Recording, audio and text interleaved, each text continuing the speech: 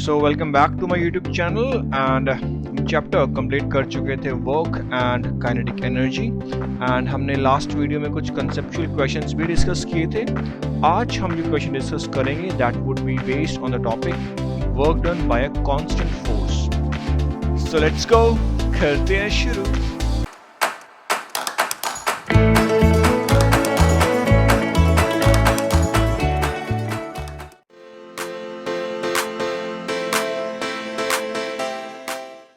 सो ये है पहला क्वेश्चन एंड यहाँ पे कह रहे हैं कि children in a tree house lift a small dog in a basket 3.85 metre up to their house. तो समझो ये है हमारी बास्केट एंड इसके अंदर रखा हुआ है डॉग एंड बच्चे क्या करते हैं, इस बास्केट को ऊपर लिफ्ट करते हैं और ये डिस्टेंस जितना ये लिफ्ट कर रहे हैं दिस इज 3.85 मीटर एंड जो वर्क इन्होंने किया इस बास्केट के ऊपर दिस इज 201 जूल। एंड हमें ये बताना है कि what is the combined mass of the dog and the basket. तो देखो जब लिफ्ट करेंगे उसको तो ऊपर की तरफ ये फोर्स लगाएंगे बच्चे चिल्ड्रंस इसके ऊपर। तो देखो फोर्स जो ये लगा रहे हैं एंड जो डिस्टेंस हो रहा है दोनों की डायरेक्शन एक ही है। तो यहाँ पे वर्क डन कितना होना चाहिए, force multiplied with distance multiplied with cosine theta. Cosine theta यहाँ पे 0 है तो मैं F multiplied with D directly लिख सकता हूँ। अच्छा, क्योंकि सिस्टम यहाँ पे एक्सेलरेट नहीं कर रहा है तो f की वैल्यू कितनी होनी चाहिए, mg के बराबर, करेक्ट। और ये m यहाँ पे क्या है, mass of dog plus the mass of basket. तो मैं ये लिख सकता हूँ कि w is equals to m times g times d। तो यहाँ से m का क्या एक्सप्रेशन आ जाएगा, w over g times d। अब तो कुछ नहीं बचा, वर्क हमें दे रखा है 201 जूल, g तो होता ही है स्टैंडर्ड 9.81, d हमें दे रखा है 3.85। तो यहां से इसकी वैल्यू आ जाएगी 5.32 kg। Therefore, the mass of the dog and the basket is 5.32 kg। तो ये है सॉल्यूशन इस क्वेश्चन का। सो ये है अगला क्वेश्चन एंड यहाँ पे कह रहे हैं कि the coefficient of kinetic friction between the suitcase and the floor is 0.272 and जो मास हमें दे रखा है सूटकेस का दिस इज 71.5 kg एंड हमें ये बताना है हम कितना दूर सूटकेस को पुश कर सकते हैं across the floor if you do work of 642 joules. Okay, तो मैं दिखा देता हूँ यहाँ पे, ये अपने पास सूटकेस है एंड ये फ्लोर पे रखा हुआ है एंड हम इस पे कुछ वर्क करते हैं जो कि इसके बराबर है, जिसके कारण ये कुछ मूव करता है, कुछ डिस्टेंस मूव करता है। सपोज ये यहाँ पे आके रुक जाता है, जितना वर्क किया हमने उसके कारण ये यहाँ पे आके रुक गया। Let this distance be D. हमें ये निकालना है कि डिस्टेंस डी कितना होगा। तो देखो यार इस पे कुछ फोर्स हम लोग लगा रहे होंगे इस डायरेक्शन में, let this be force F. तो वर्क डन इस केस में कितना होगा, देखो फोर्स और डिस्प्लेसमेंट का डायरेक्शन एक ही है तो थीटा यहाँ पे 0 हो जाएगा। तो वर्क को हम directly force multiplied with distance D कर देंगे एंड क्योंकि यहाँ पे सूटकेस एक्सेलरेट नहीं कर रहा है तो ये फोर्स एफ किसके बराबर होनी चाहिए, it should be equals to the kinetic friction जो कि बैकवर्ड डायरेक्शन में लग रहा होगा एफ के। इसको मैं पॉइंट मास ऑब्जेक्ट मान रखा है फिलहाल। ओके, तो this F should be equals to F K and F K हमें पता है mu k multiplied with N होता है। एन इस केस में कितना हो जाएगा, एम जी के बराबर। तो यहां पे मैं इसको लिख सकता हूं कि W is equals to mu k times m g multiplied with d. तो यहां से मैं d की वैल्यू इजीली निकाले जाऊंगा, this would be w over mu k multiplied with m times g। तो आप कुछ नहीं है, वैल्यूज पुट करो and will get the answer.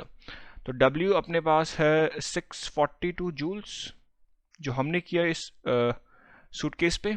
Mass sorry mu के इज 0.272, मास हमें दे रखा है 71.5 kg, g तो होता ही है स्टैंडर्ड 9.81।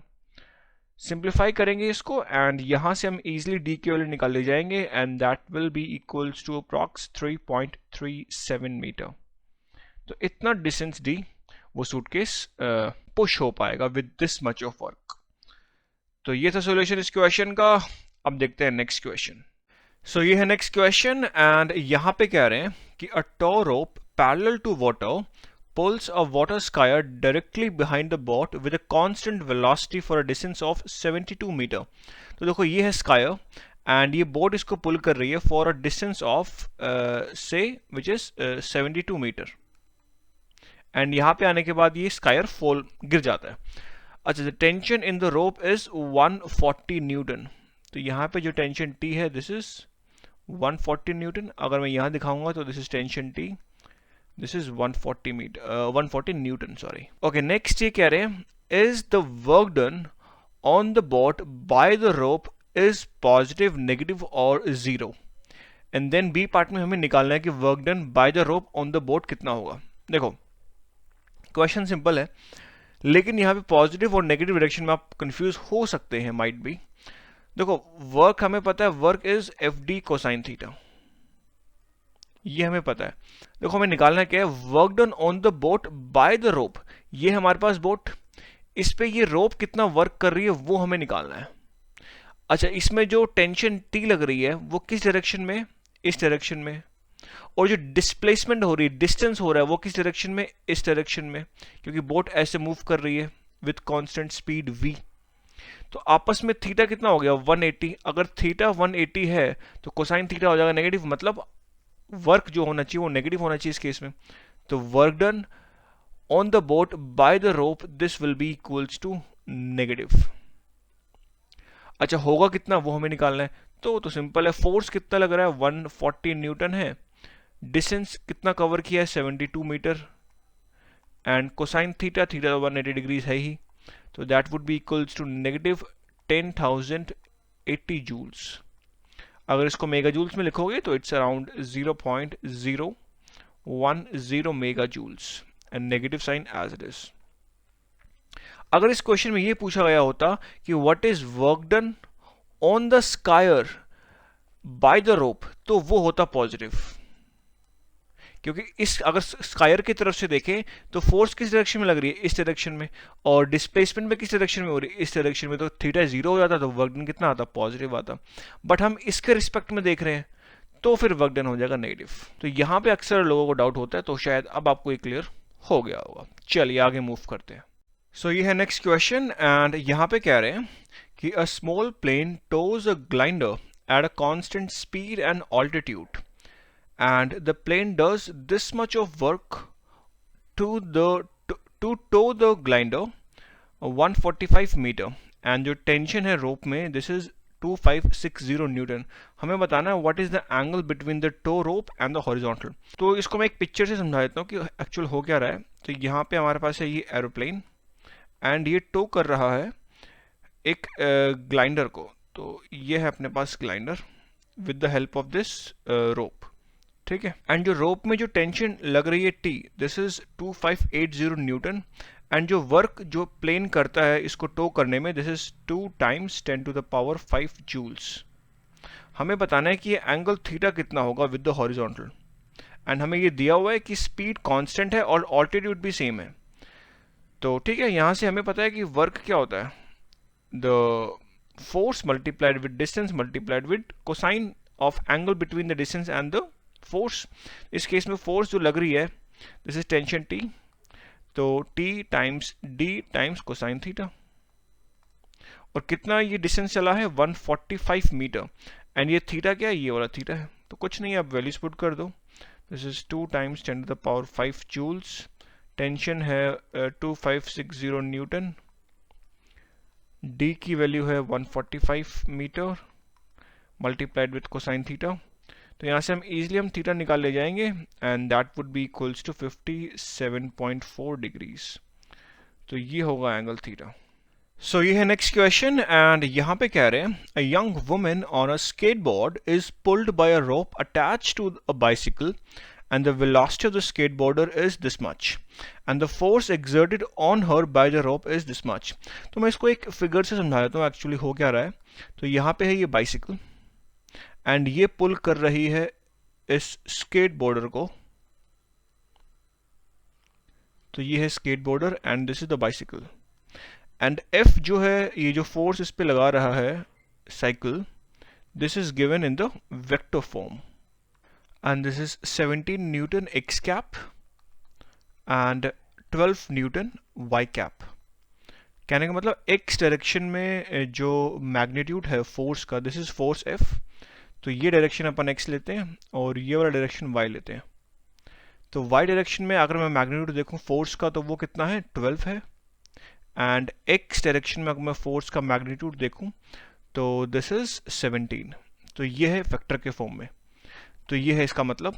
नेक्स्ट जो वेलोसिटी है स्केट बोर्डर की, this is along the x direction, क्योंकि यहाँ लिखा है एक्स कैप, तो ये ऐसे मूव कर रहा है एंड दिस इज 7.1 मीटर पर सेकेंड। This is v x basically. तो अपन को पहले ए पार्ट में क्या निकालना है, the work done on the skate boarder by the rope in 25 seconds. Skate boarder पे कितना वर्क हुआ है, इस रोप ने कितना वर्क किया है इन 25 सेकेंड्स। तो पहले डिस्टेंस निकाल लेते हैं, कितना डिस्टेंस ये स्केट बोर्डर चला है एक्स डायरेक्शन में।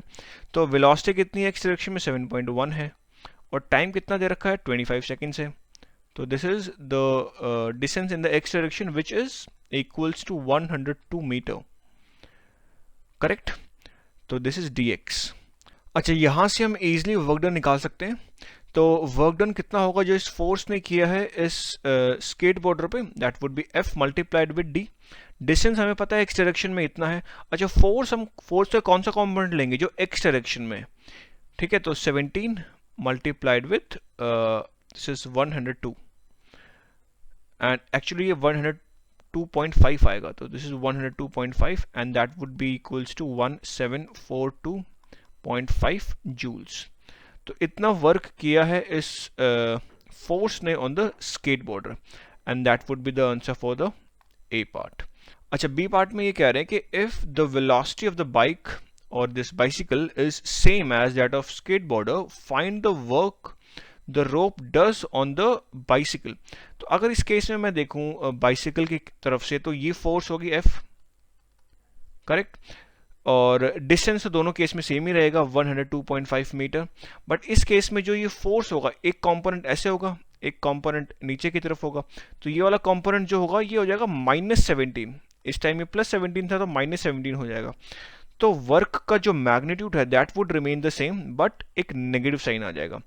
-17 मल्टीप्लाइड विद 102.5, तो ये हो जाएगा -1724.5 जूल्स। मैग्नीट्यूड सेम ही रहेगा, बट जो इसकी वैल्यू है वो नेगेटिव हो जाएगा, क्योंकि यहाँ पे डायरेक्शन फोर्स की हो गई ऑपोजिट इस केस में। तो ये था आंसर बी पार्ट का।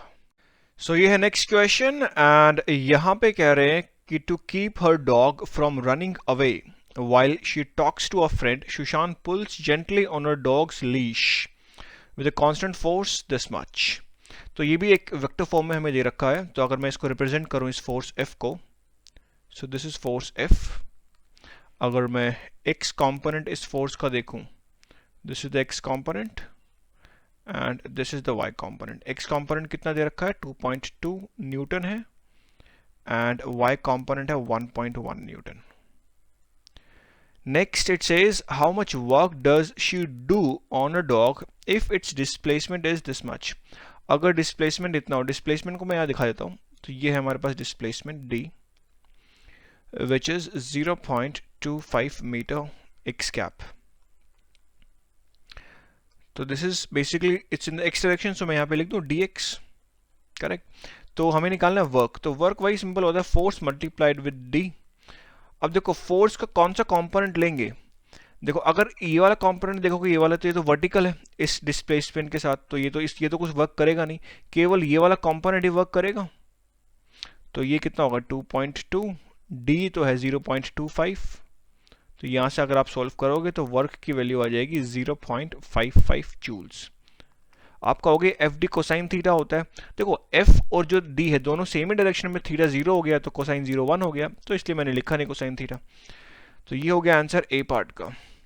बी पार्ट में कह रहे हैं कि अब जो डिस्प्लेसमेंट है वो हो गई 0.25, बट वाई कैप इस टाइम जो है ये वाई डायरेक्शन में हो गई है डिस्प्लेसमेंट। तो ये अगर मैं यहाँ पे दिखाऊं आपको फिगर में, तो अब जो डिस्प्लेसमेंट हो रही है वो हो रही है वाई डायरेक्शन में, ऐसे हो रही है displacement. This is dy which is equals to 0.25 metre. तो इस केस में वर्क कितना होगा, वही होगा F इंटू डी, बट इस बार F का कौन सा कंपोनेंट लेंगे, ये वाला कंपोनेंट, क्योंकि अगर तुम ये x वाला कंपोनेंट लोगे तो ये तो आपस में परपेंडिकुलर हो गया, तो ये तो कुछ वर्क करेगा नहीं, केवल ये वाला करेगा। तो कितना हो गया 1.1 मल्टीप्लाइड विद d इज 0.25, तो यहाँ से इसकी वैल्यू आ जाएगी 0.28 जूल्स। फाइनल क्वेश्चन है, अब कह रहे हैं कि डिस्प्लेसमेंट हो गई है दिस मच, मतलब डिस्प्लेसमेंट अब x डायरेक्शन में भी है और y डायरेक्शन में, and that to negative. x direction में भी नेगेटिव है, y डायरेक्शन में भी नेगेटिव है, तो क्या होगा? तो मतलब फोर्स का ये वाला कंपोनेंट भी कुछ वर्क करेगा और ये वाला कंपोनेंट भी कुछ वर्क करेगा। तो निकालते हैं सी पार्ट को। तो यहाँ पे जो डिस्प्लेसमेंट वेक्टर हमें दे रखा है, this is negative 0.50 metre x cap plus minus 0.25 metre y cap. तो इस केस में वर्क डन कितना होगा? एक्स कंपोनेंट अगर हम लेंगे तो इसका भी एक्स कंपोनेंट लेना पड़ेगा, dx में लिख दूं, प्लस अगर मैं फोर्स का y कंपोनेंट ले रहा हूं तो इसका भी y कंपोनेंट लेना पड़ेगा, तो dy लिख दूं। तो Fx तो हमें दे रखा है, this is the x component is 2.2 newton. अच्छा, dx हमें दे रखा है negative 0.50 metre plus Fy is 1.1 newton और dy है नेगेटिव 0.25 मीटर। तो इसको सिंप्लीफाई करोगे, आंसर आएगा नेगेटिव में, and that would be negative 1.4 joules. तो ये होगा आंसर सी पार्ट का। अगर किसी भी पार्ट में आपको अगर डाउट आ रहा है तो you can comment me in the comment box below, I will definitely see to it. तो इस वीडियो में इतना ही, एंड इसी के साथ हमने ऑलमोस्ट सारे क्वेश्चन डिस्कस कर लिए हैं based on the work done by a constant force. Now next video में हम लोग क्वेश्चन डिस्कस करेंगे the work and energy theorem के ऊपर। तो मिलते हैं नेक्स्ट वीडियो में। इस वीडियो के लिए इतना ही, गुड बाय।